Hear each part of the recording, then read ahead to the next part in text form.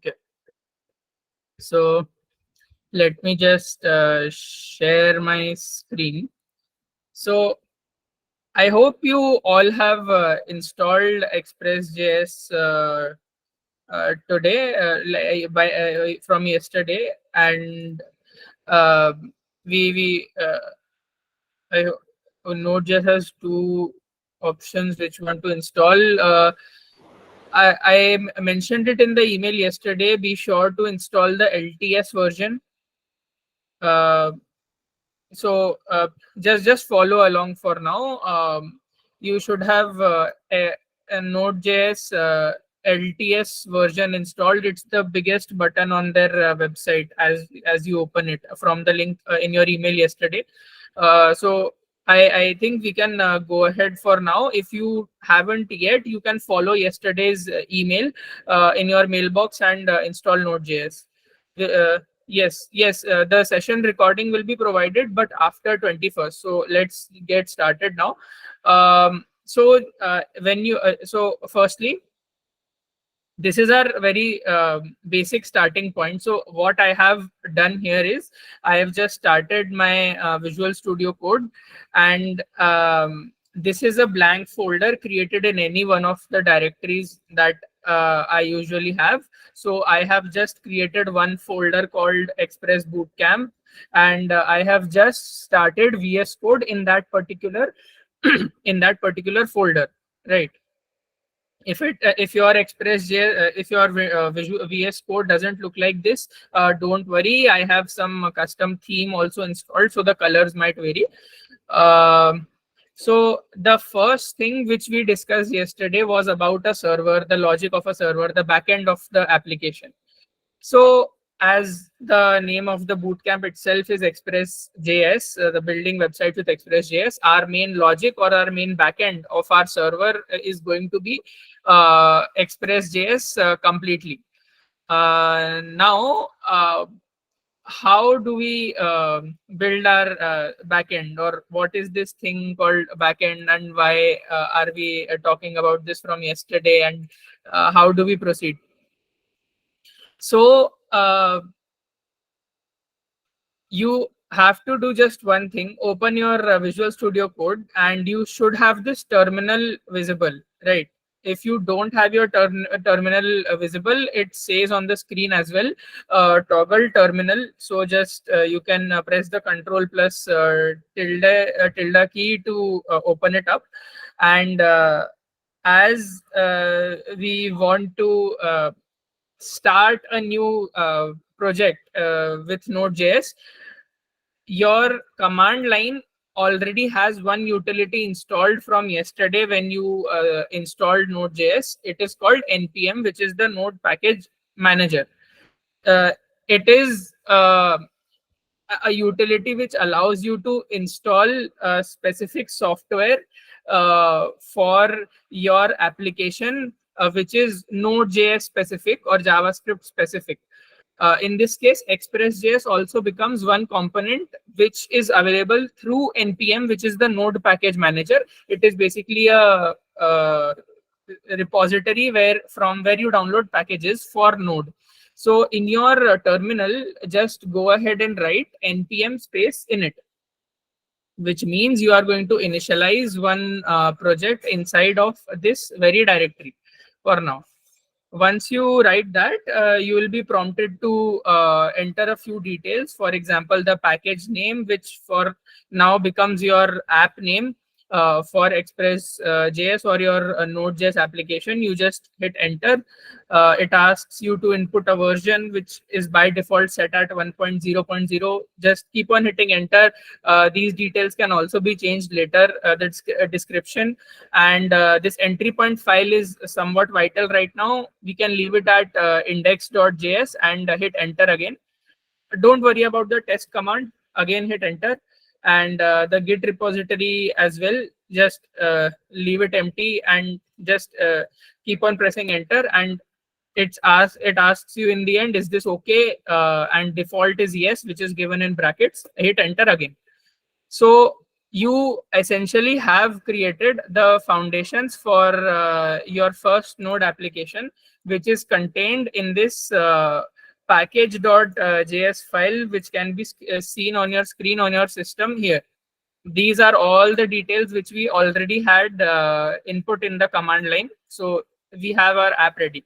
Have our information for the app ready, if I may correct myself. And now comes the better part. Now what we'll do is we'll start doing the main things. So now what we'll do, we'll write we'll actually start installing Express.js. For that, what you need to do is, again, go to this npm utility and write npm space install space and the package name which we are going to use. Packages are basically pieces of software written for a specific language. If you have experience with Python, for example, there is a math package or module which you can import by saying import math, for example. So just write npm install express, right?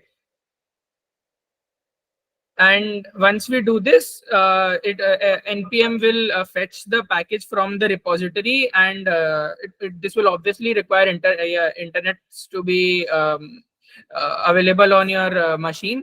And we have installed Express.js for now.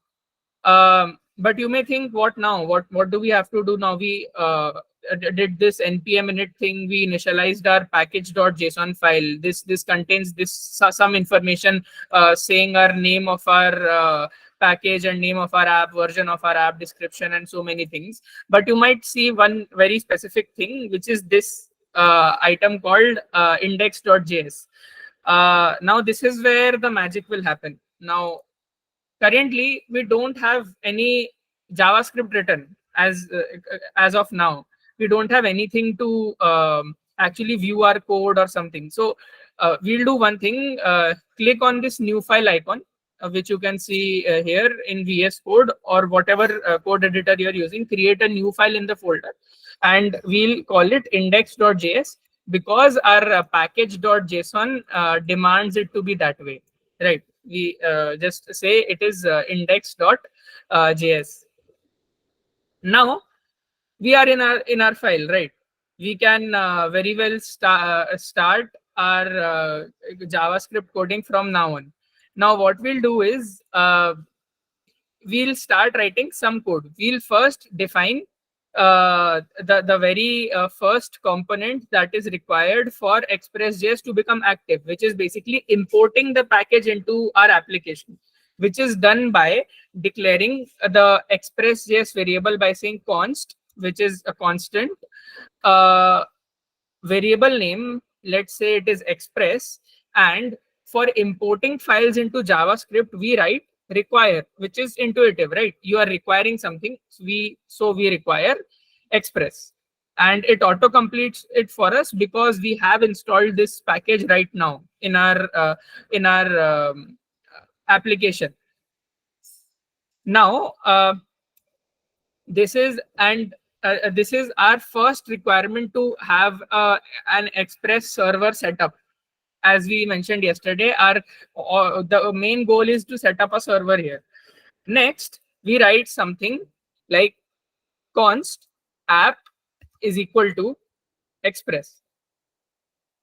Now what this says is that uh, let's call, if you have some experience with programming, this is basically making app an instance of the express class. So this is basically a constructor which returns an instance of Express. If you are not aware of this, this is a very common concept in any programming language where you have some classes, some objects or instances of that particular class. So app becomes an instance of Express, which basically just means that any interactions with Express can be controlled now via this app variable, right? And you might be surprised to know this is all that is required to have our Express server ready. This is the only these are the only two lines which says now that our server is ready, our app is ready, our Express app. Now, but to move forward, as you might recall from yesterday, once we have a server, we need some way to handle the requests and responses from a particular client, whoever the client is. So to do that, we start by defining something called routes in Express.js for our Express app. Now, how do we do this? We write something like app.get, and this is basically a function which means that somebody sending a get request. Now, before I get into this, uh, there are basically four types of requests that can be made to a server. One is a get request, one is a post request, one is an update request or put request, and the fourth one is a delete request. All these have their own utilities. A get request by its name means that the client wants to get something from the server. A post request means that you want to post something to the server. It is also sometimes used as updating something in the server, or updating information to the server, or posting some data to the server. That is what post is used for. Then we have our update or put request. Put basically means that you really want to update something in your server. You are specifically telling the server, okay, we need to update something. And the last one is delete, which is self-explanatory. Maybe you want to delete some data from your server. Now, what happens is, as I already told, app is an instance of the Express class, and Express is our server. So we have app as the variable, which is already an instance of our server, our Express server. And the way that JavaScript works, when you write an instance of a class, you have the access to its properties and its functions, a function associated with that class, or with that instance of the class. So when we write app and we press dot, we are presented with all these suggestions, for which now we'll just write get, which gives us the opportunity to write this new get, which gives us the ability to make the server accept get requests, so that it can handle some get requests from the server. And for now, I'll just write some syntax. There are parameters to a function. So the first parameter becomes a string, which is just which is just a slash. The second parameter becomes a function. Now I'll talk more about this later. And this function accepts some parameters called request and response. And we open up the function and press enter. So I hope this, if for anyone new to JavaScript, this doesn't seem very new, but this is what is happening. So whenever you go to some YouTube, for example, you are actually asking the YouTube server to execute some function for you. That is what is happening. Whenever you type in youtube.com and press enter, you are sending a get request to the YouTube server, and it is giving you the web page of their website back. So the slash here means that you are basically asking the root of the application or the domain to give you something in response when you just type in the domain of the website. So imagine in the YouTube server, this sort of function might exist, which returns to you the main homepage of the website, the slash route or the slash URL endpoint. Now, as I mentioned yesterday, there always is a request and a response in a pair, which always happens and which always exists together. Now, what we'll do is we'll do something very simple. In this function, we'll write res.send something called hello, right? This is something very simple, which basically means that our server, when it runs, on whatever URL it is running, when we just send a basic request on that URL, and we request the server to send us something, it will just send us this hello message.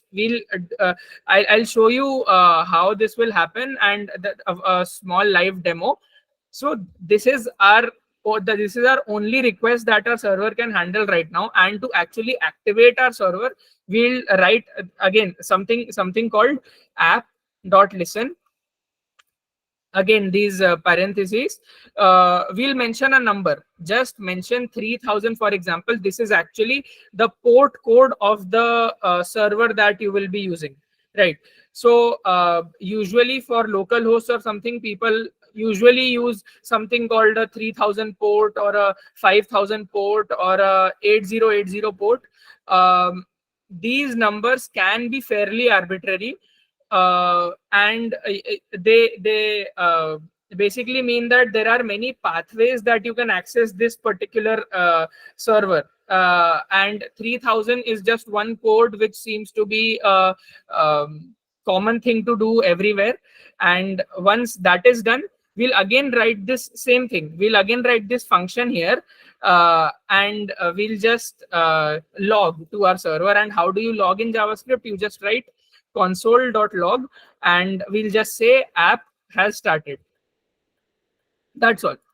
And we'll save. And mind you, the semicolons in JavaScript are optional, so it could also just look like this. And if my screen is not visible enough, maybe I think this should make it better. So semicolons are not necessary in JavaScript. You can either have semicolons or not have semicolons. And when you actually do this, now how do we run our server? What we'll do here, in our terminal, inside of VS Code, we will just write node space index.js and press enter. And we will get a message saying app has started. Now, where do we go to see this server of ours? This basically happens inside of the browser, uh, and I'll show you how this happens basically. Uh, just give me a moment. I'll just open up the browser inside of VS Code itself. You will obviously go to Google Chrome, but for now, just I'm opening it up here in VS Code.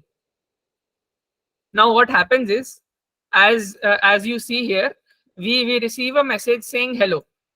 Right. This is our root server. So when I was talking about the slash thing, this is what I was talking about. So this is our local host, which the Express server runs, which basically means it is your own machine. Your own machine is your own server right now, and you are accessing your machine, your server from your own machine. So basically, you are just accessing the local host, and this is the port 3000, which is again an endpoint or a path from where you are entering the local host. And this can be any other number. You can actually try it out, but you will find that your computer runs many other ports, and many other applications are using many other ports. So maybe some application runs on 5000 port and you don't even know. So this is our very, very, very basic server right now. And this is actually something which can be called a server. You basically send a request on the on the root of the URL, which is also just a slash. If you just append a slash at the end of localhost :3000 and press enter, or reload your page, you will receive the same thing. It's because browsers usually remove this trailing slash from the end of the URLs, but you can do so, and you will receive this hello message. And to show that it's working, let's change this hello message to something else. Let's say uh, hello from Kunal, I would say, and we save it. And let's try running our application again, but we see no change. And why is that? It's because we have saved our file, but our server doesn't yet know that this file has changed. So we need to reload our server. And how do we do that? You go to your terminal, place your cursor in your terminal, and press Control C. Your server shuts down. And now what do? You again write node space index.js. And again your app has started, and once we go and click reload here, we'll see that it says hello from Kunal now. It's because we have changed the message that the server is sending for the slash endpoint of the URL. So now it just says hello from Kunal whenever anybody visits this slash endpoint for our particular server. You might have any other message input for your own, so doesn't matter. Now we'll do something more interesting. As you might have noticed on YouTube or something, whenever you open a playlist or you share some URL with your friends or something, there is also something, there is always a URL pattern, something like a youtube.com/watch. And after /watch, there is something else that is appended to the URL. Now, what is that /watch? /watch here is again another endpoint that the YouTube server is using. So how do we start doing that with our own simple server here? Obviously, it's not as complicated, but you get the idea. To implement another endpoint in our server, what we do, we again write the same thing, app.get, and these parentheses. Our first parameter is the URL endpoint where you want the user to enter, which starts from a slash. And let's say we have another URL called home. So we'll just write /home. And this function that we write here is something which has parameters request and response. As I mentioned yesterday, the client server architecture always has a request and a response in pairs with each other. And this function in JavaScript is called a callback function. And now what is a callback function? A callback function is basically one function which can be called by another function. And this took me some times personally to internalize or understand fully. If you don't understand it as a beginner, it's completely fine. You may also take some time to think about it and read about it. But basically what it means that whenever the whenever the server gets a get request on the home /home endpoint, this function gets executed, the get function. But inside of it, there is another chain of a function which gets called, which is this function. So this is a chain which the callback functions allow you to do. They basically allow you to call many functions in a chain. And this is what is happening here. This callback function is being called in a chain. So basically, whenever this app.get function gets triggered by going to the /home URL endpoint, whatever is the logic inside of this function will also get triggered. And now what do we do here? Let's just write another thing saying res.send. Res here is the response, and we are saying res.send. This is the home page. Like, let's just write this as our response, which happens on the /home page. Again, we'll again try to do this. We'll again reload our server. We'll try to go to home, but we get an error. It says cannot get /home. And why is that? It is again because we have updated our file, but our server doesn't know it yet. So we keep on so we have to again close our server and again start our server by doing what? We'll just again write node space index.js. And again, we get the response saying our app has started because we have written this function app.listen, app has started, right? So this is how we are going to introduce many other endpoints. Now, when we click reload again, we stop getting that error because the server understands that, okay, if you go to this /home endpoint, this is the response that I need to send. I only recognize two endpoints which some user can call for. One is the root /response, this one, and this /home. These are only the two endpoints which I know about, the server says, and I can only serve these two. Now let's try doing one more thing. Let's try as before. We'll try reaching out to some other endpoint. Let's say something called about.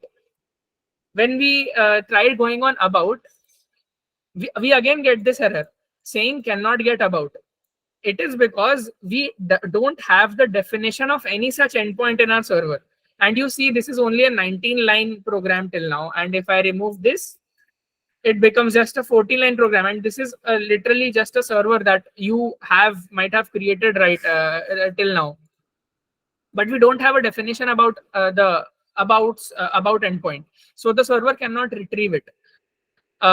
So again, let's do one more thing. Let's again go write app.get, and let's create this about endpoint and write this function here, and again say request response, and we'll again call this function. Okay, I think okay. So these brackets go inside, and again we'll just write res.send about page. So I'll not bore you with doing all of this again and again, and we'll again close our server. But my point of bringing this about is, you see this how this is slowing us down. How you have to close your server every time you make a change in your server, and how you have to again start your server. So to get rid of this headache that we have right now, what we'll do is we'll install something called nodemon. Now nodemon is something which will do this whole process of closing your server and starting your server automatically for you, instead of you doing it manually. So whenever we make some change and save our file, the server will automatically restart by virtue of something called nodemon, which is another utility which can be installed using the npm node package manager. And how do we do that? Again, we just write npm space install space nodemon nodemon and press enter. Now hopefully this will again load get the fetch the package from the common repository of npm and install it for us. And the added, it says added 33 packages and all, which basically means that the installation has been done. Now as we have this nodemon utility with us for now, to proceed forward, what we'll do is, instead of writing this over and over again, this thing of closing our server and writing node space index.js, we only now have to write nodemon. That's all. And once we write nodemon, our server automatically starts, and it is watching for any change that happens in our file.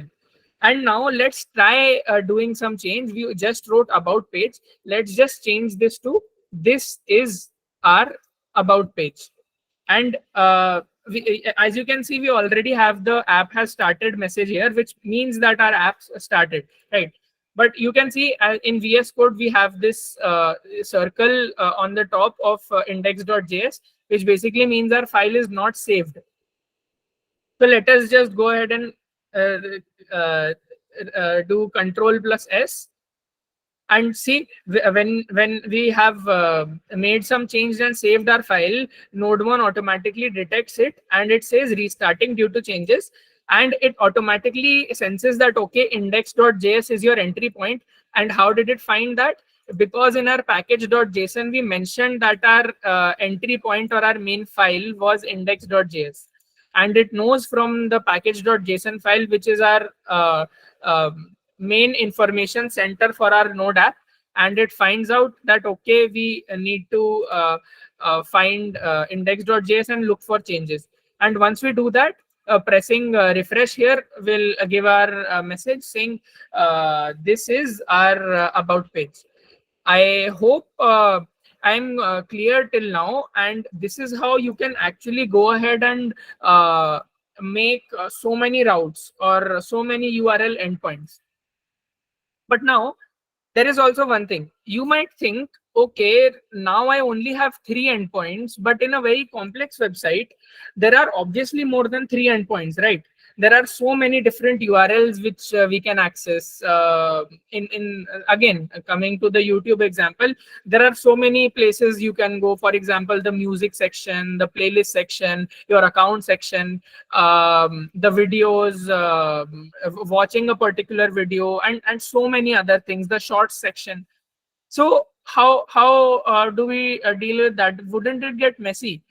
Like if I just do it here, if I give an example, if I just start, let me make some space here. If I just start copying and pasting, for example, these 300 routes here, wouldn't it get messy for the main file to have all this, right? This might come as a question to you. So for that, we use something called routes file explicitly in Express. And what it allows you to do, it allows you to modularize your application. And what does modularization mean? If you are already familiar with the term, modularization means dividing your application into very specific parts. Now, how do you modularize these routes that we have created? Because we don't want our main file to get messy with all of these separate routes that we have. So we now resort to create something called routers or routes for our application. And how do we do that? Again, this is not a rocket science or something. This is not something very complex. What we'll do, just go and create a new folder, call it routes, right? And inside of routes, let's just create something called a home.js file, which is going to, or let's call it main.js. And this main.js file will become our router, or have all this logic appended, so that we can get rid of all these uh, requests or all these endpoints here in our main file, or our index.js file. And what I'll do is, using this same logic, uh, we'll use something called routers inside of Express.js. And how will routers work? To make routers work, actually, what you need to do is, again, just come here in your main file and write const space main router. Let's call it main router, equal to require. Require, again, uh, require just means that you are expecting some external code to be imported into your current file. And how are we going to require our main.js file? Is by locating it in our path. So just write dot slash, which basically means, if you are familiar with some uh, file management using command line or something, you'll know that how relative paths are made. So if you don't understand, just write dot slash, which is our very current folder, and navigate to routes. And after that, in that, we Visual Studio Code automatically detects there is a main.js file, and we say that okay, we have our main router there.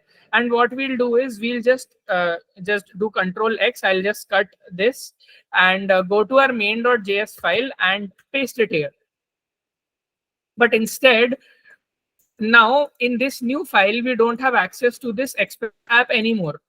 This is because we had defined our app here, right? And we don't have not defined our app here. Instead, as I already said, we are using something called a router. And how would we use that router? Is, we'll go to our routes file, and we'll again, because we are running Express and everything happens in Express, we'll just write const express is equal to require express. And then we'll write const router is equal to express dot router. Once we do that, we have access to the facility of routers in Express.js, which will allow us to modularize our application further. And because we don't have app mentioned here, we'll change all the app keywords to router keywords. We'll just replace everything with router, and the other syntax remains completely the same.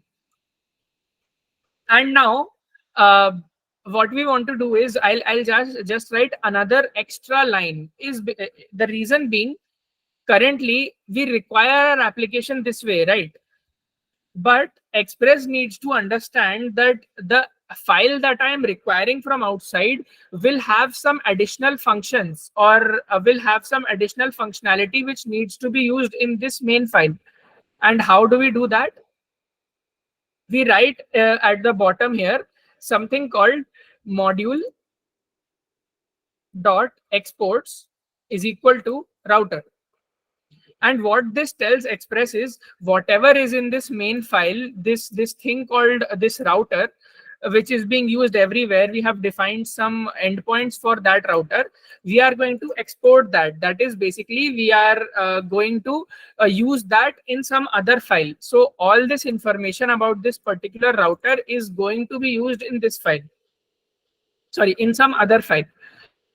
And now that we have written this here, and we have our main.router mentioned here, we'll do one thing. We'll now write app dot use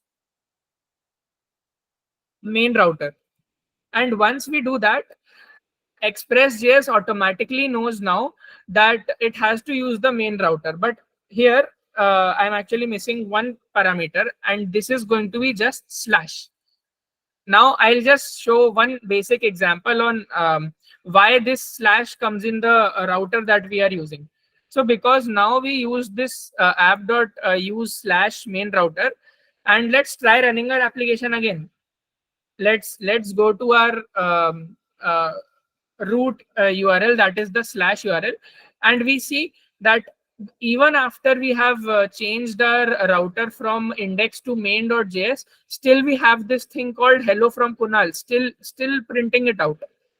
Let's try going on slash home, and we still have this. This is the home page. So obviously our router is working, but even after putting it in another file and telling the Express app to use it, after all this gymnastics, what is the purpose of all? We already are already accessing the same endpoints over and over again. There has been no change. The key here is, instead of writing, if here we, instead of just writing slash, let me change this to something called slash user. For example, let's consider this was all the information about a particular user. So once we do that, the app starts again because of nodemon. Let's now try reloading this page, and we see one peculiar thing. It again says cannot get slash home. Why is that? It's because Express.js understands that we are looking for all definitions of an endpoint inside of slash user, and slash user has all these different endpoints that can be accessed. They are no longer available on the root URL or the slash endpoint of our server.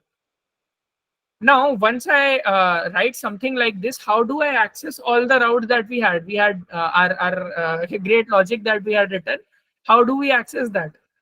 So to do that, we now have, because we have mentioned this something like slash user, we'll have to write slash user now to access the basic endpoint that we had created. And if I now do this reload, we'll see that we start seeing this message hello from Kunal again. And if I remove this slash user now and try to reload, it gives us an error. So all our routes have now been redirected into this user thing, user endpoint that we have created.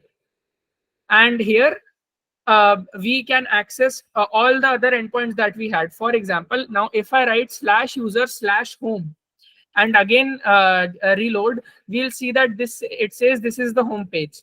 And now if I do slash user slash about, we'll see that the server outputs this is our about page. So this is how our application is going to go forward from now. But obviously, because I have already mentioned this to you, our server is not going to just be this simple 10 line server and a router which exists, and this is again a very small router. Express.js needs to handle many more complex requests. Right now, we are only handling a simple GET request and sending a text reply back to the user. Now, to further and now to further make this more industry standard, if I would say, or something which is more useful for even large scale applications, what we would have to do is, instead of just writing it instead of just this basic template that we have created from our from scratch, we'll close our nodemon right now. It says terminate batch job, just write y, and it does it for you. Write cls to clear your terminal, and it might seem that we are deleting all of what we had created, but just go and delete your index.js file right now if you want. You can delete it and delete your routes folder. Now, why are we doing this? Now, in your terminal, right, we will use something called an express generator, which basically allows us to generate a whole boilerplate code for our app, a template for our app, for up and running, so that we can handle the most basic requests till handling complex requests with JSON. And how do we do that? Instead of writing this code over and over again in your web dev journey here on, what we'll do is instead we'll just write something like npx, which basically allows us to run some executable apps that are present in our node repository. We'll just write npx space, and after that we'll write express hyphen generator, which is npx space express hyphen generator, and press enter. Now this should run some code for us. It will also ask us for some information, and hopefully we should get the result in just a moment or two. It says destination is not empty. It's fine. I think I have made one mistake. So, okay. Sorry for not telling this. Instead of writing just npx space express generator, we'll write express hyphen generator space double hyphen view is equal to EJS. Now we'll get into EJS and all tomorrow, because we are already towards the end of our session today. But we'll just write npx space express hyphen generator space hyphen view equal to EJS, which is, if I just tell you right now and you want to learn about it later, is it's nice. It's basically a templating engine that we are going to use for our HTML that we are going to write for our application. So it says destination is not empty, continue, say yes, and it does everything else for you. It has created this app.js file instead of our basic index.js file. And now, instead of our just 10 line server, it has created this 41 line thing here. And this is actually something which has been created by Express.js itself. You will see many portions of it, like the routers, the express, requiring express, app.use is something which will be common or understandable to you. And it has some other dependencies as well. For example, this cookie parser, which allows you to store access information in cookies, which are saved information on the client's computer. So whenever you access, you always have these accept all cookies, deny all cookies buttons. So that is what we have for now. And if I go and run nodemon here, I guess, okay, it says if we don't have the module named cookie parser. And now again we'll hit Control C and end, and we'll CLS, write CLS to clear our screen, and just write npm install, npm install. That's all. We'll not mention any package, and it should install all the required packages that are in the files for us.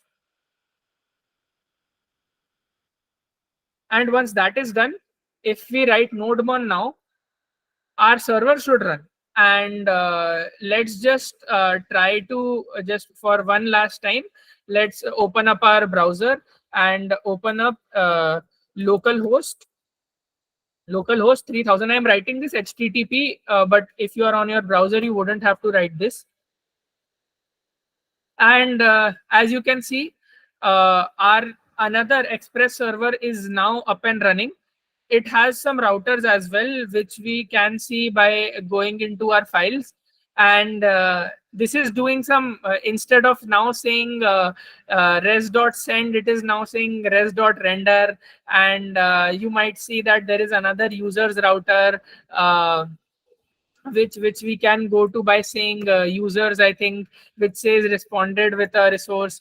So these are some new things. We'll dive deeper into this, but I hope today we understood the basics of what is Express.js, and how our routes are configured, and how our basic logic inside of these routes get processed by Express.js. We learned about res.send, and we also saw this very peculiar mysterious thing here, which is called res.render, and we'll see this in detail tomorrow.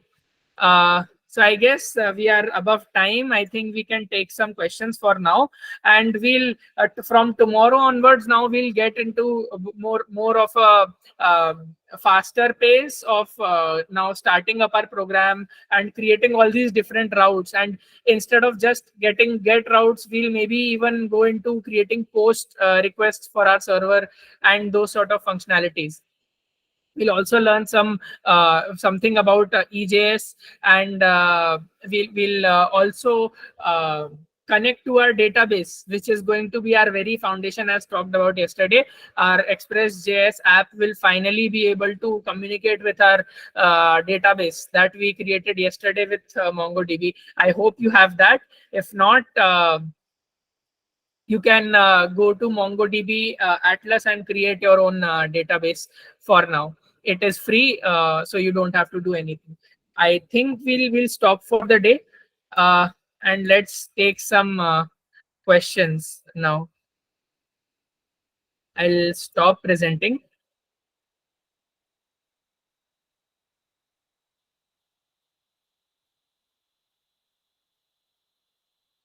Okay, please share the code repository. Okay, I can do that. Give me some time. Give me some time to do this. Recording, yes, recording will be provided for from today onwards, because we are doing this code thing. I'll I'll share the slides from yesterday, which was on basic client server architecture. I think we have answered this.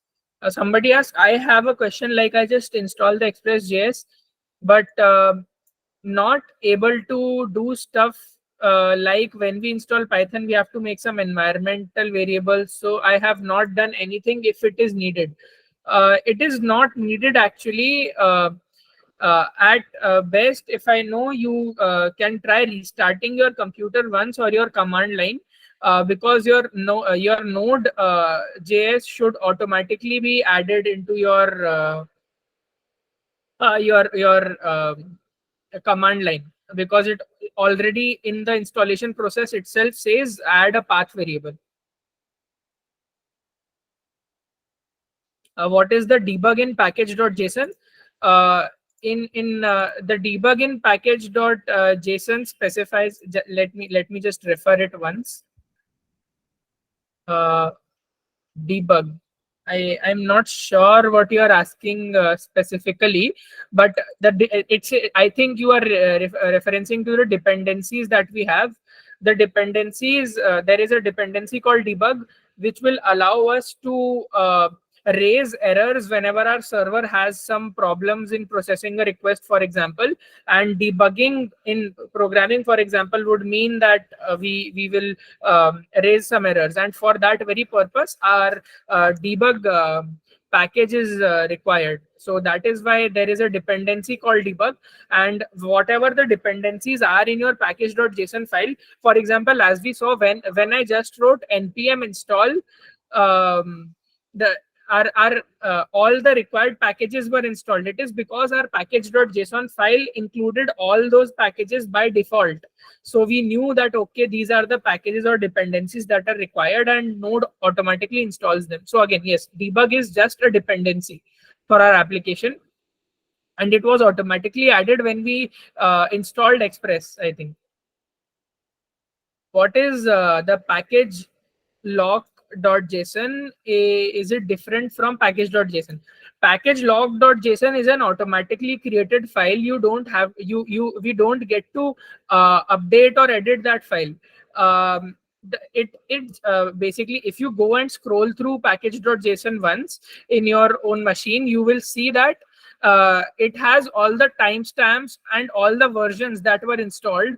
It also has this sort of a log of how, from where in npm this particular file was downloaded. It has some integrity keys that are mentioned for that particular package. So package lock would basically, if you just go through and try to read it, you will understand that it has some integrity key, which is saying that if your particular package is safe for your server or not. It will give you some secret keys and all those things. And each package will itself have more dependencies. So if a node package is made, it might happen that that package is also based upon 10 more packages. 10 more packages, and Express.js would now have to track down those packages and install it itself. So it is really just a big timeline, I would say, of all the packages which are installed, or a more detailed version of all the packages which are installed. Um, and it is always automatically generated. You barely touch that file. What is difference between post or put? In the sense of requests, put request is, if you talk about API specifically, any other API in a server, or any requests for in any server for that matter, a put request is usually used for updating something in the server, and a post request is basically used for sending something to the server. So for example, if I give you an example, if on your Facebook account, or say now Instagram, some Instagram account, if you are creating a user, you are essentially sending a post request for creating your user in their database. When you are editing your user, you are basically sending a put request to the server on editing your profile. For example, you change your username on Instagram, or change your bio on Instagram, you will have you will be sending a put request to that particular server. So that is the difference between both of these types of requests. What type of website will we make? We will be making a very simple product listing website, which will just mean that it is just very light version of Amazon, for example, which will just include listing some products by an administrator, and all other people outside that administrator privileges, or anybody who is not a user cannot basically can only just read those products. So it is going to be a very basic product website.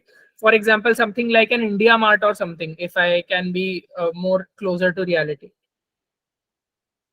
Will we get Git repository of this project? I'll try to make this available on my own GitHub. I'll send an email once that is done. I'll try to make this available. If not, I'll update you tomorrow. This is giving me error. npx express generator view equal to EJS. I think you can uh, see if your Node.js is actually installed properly or not. Just try writing Node and see if it works. If not, I'll try to look into this myself and get back tomorrow. And this is part of the process, right? If you can just try searching around for a solution for this problem. If not, I'll look into this and I'll try to answer you tomorrow. And if you really aren't able to resolve it, just send me an email again, or message me on Google Space. I'll try to resolve it. There is a poll launched. Take a look on that. Okay. Did you get an error after running NodeMon? Uh, 3 people got errors on running NodeMon. Uh, it is very specific to what you are trying to do. Uh, if somebody can just say what is the error, um, just write it in chat or something, or tell what error it says. If not, there is one fix. If you can try doing, just try writing npm install nodemon -g. Just give the -g flag, which says install it globally. Then close your VS Code and restart it again, or try restarting your whole system once this is installed. Just -g will install it globally, which is basically not just your own folder, but on your whole computer. And you can just write nodemon and it will try to run. So just try doing that once. What is npm? Npm is the node package manager, which is basically a repository. Say your Play Store is a repository for all your games. There are many games that are or apps that are there on Play Store. When you go on Play Store, search up an app and download it. Uh, you have all these packages or all these games to download. So that is what npm does for you. npx is as npx uh, is a utility which allows you to run executables hosted on the node server. And that is what we used the express generator to run this. So right. And I think I missed one thing for you. If for all the people who are experiencing this problem about express generator, uh, try running this as well, which is installing the express generator package itself, which I'm really sorry for not mentioning beforehand. You can just install this package itself, the npm install express generator. I think most problems would be associated with the express generator package not being present, and npx would then be used to execute that particular package. So this is an application in itself, and you install globally this express generator package, and then write a npx express generator to actually run it in your folder. I hope this resolves the issue for most of you.